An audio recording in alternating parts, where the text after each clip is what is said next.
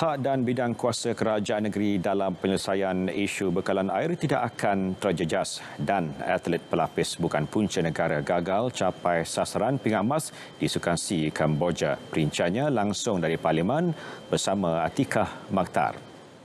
Tika. Hak dan bidang kuasa kerajaan negeri khususnya dalam konteks menyelesaikan isu bekalan air di Sabah tidak tergugat. Menteri di Jabatan Perdana Menteri, Hal Ehwal Sabah, Sarawak dan Tugas-Tugas Khas, Dato' Armizan Muhammad Ali berkata, ia seperti tergandung dalam senarai doa jadual ke-9 Perlembagaan Persekutuan.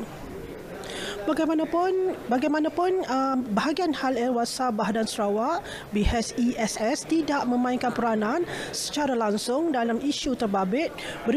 Berikutan ia bukan isu berbangkit. Tawau tidak perlu risau.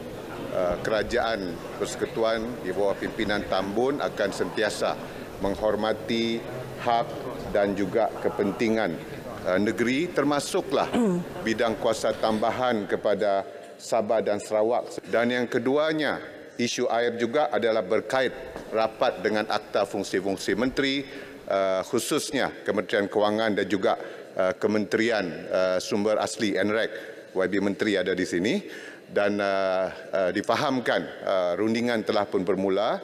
Sebaik saja komitmen kerajaan Yang Amat Berhormat Perdana Menteri tersebut. Yang Berhormat Menteri NREG telah pun mengada perundingan dengan kerajaan Kelantan dan Sabah juga.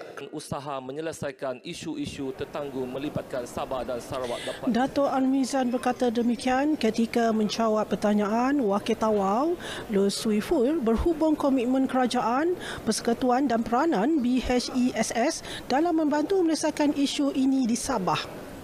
Sementara itu, Dato' Armizan menjelaskan BHSESS berperanan sebagai sekretariat kepada isu berbangkit berkaitan Perjanjian Malaysia 1963 MA63. Justru tidak timbul lagi soal mewujudkan kementerian khusus bagi mengawal selia isu berkaitan Sabah dan Sarawak bagi mengelakkan masalah pertindahan fungsi. Kita perlu melihat juga Datuk Yang di-Pertua kepada semangat prinsip MA63 itu saya fikir adalah untuk kita lebih memberikan empowerment, pemberian kuasa kepada negeri. Begitu juga devolution of authority, penurunan kuasa kepada kerajaan Sabah dan Sarawak. Jadi setakat ini saya fikir kita perlu menjunjung komitmen tersebut, empowerment and devolution of authority, tanpa perlu untuk kita menubuhkan satu kementerian khusus yang bertanggungjawab kepada Sabah dan Sarawak yang akhirnya kelak mungkin bukan hanya boleh menyebabkan pertindihan dengan kementerian-kementerian di peringkat persekutuan.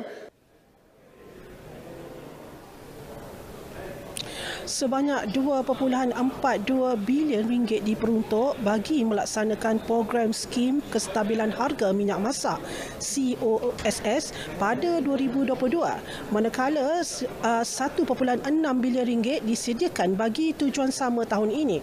Namun jumlah itu tertakluk kepada pergerakan naik turun harga minyak sawit mentah.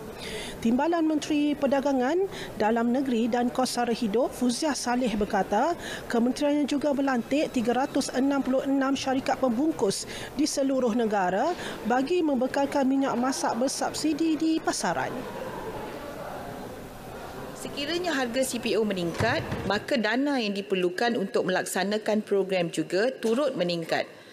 Jumlah peruntukan yang diperlukan adalah berdasarkan kepada ketetapan dasar bagi menyediakan sebanyak 60,000 metrik tan sebulan. Beliau menjawab soalan Wakil Kepung Lim Li Eng yang bertanyakan berapa dana wang dan tan subsidi minyak masak yang diluluskan pada tahun 2022 dan 2023. Kegagalan meraih sasaran pingat pada Sukan SEA Kamboja 2023 yang lalu bukanlah disebabkan atlet pelapis. Perkara itu dijelaskan Menteri Belia dan Sukan Hanayo. Beliau menjelaskan ia disebabkan keputusan Kemboja untuk tidak mempertandingkan beberapa acara harapan pingat emas kepada negara lain selain menyenaraikan atlet import dan mengubah beberapa peraturan yang telah ditetapkan. Yang telah terlepas pingat emas untuk mendengar daripada atlet bukan saja jurulatih ataupun Persatuan Sukan Kebangsaan cabaran yang mereka hadapi. Dan saya percaya dengan sifat terbuka ini, semua cadangan ini kita akan laksanakan untuk pastikan Malaysia mempunyai peluang yang lebih cerah dalam Tamasya Sukan SEA di Thailand nanti. Hana juga berkata beberapa strategi turut dirangka kementerian termasuklah pelan jangka pendek dan panjang serta menyediakan infrastruktur dan fasiliti latihan kepada acara sukan berpotensi. Turut dioptimalkan geran padanan bagi membolehkan atlet menyertai beberapa pertandingan bagi memperbaiki prestasi atlet. Beliau menjawab soalan Ahli Parlimen Pasir Mas Tuan Ahmad Fadli Syari. Laporan itu mengakhiri sidang langsung dari Parlimen hari ini. Salam Malaysia Madani, kita kembali ke Angkasa Puri. Terima kasih Atika.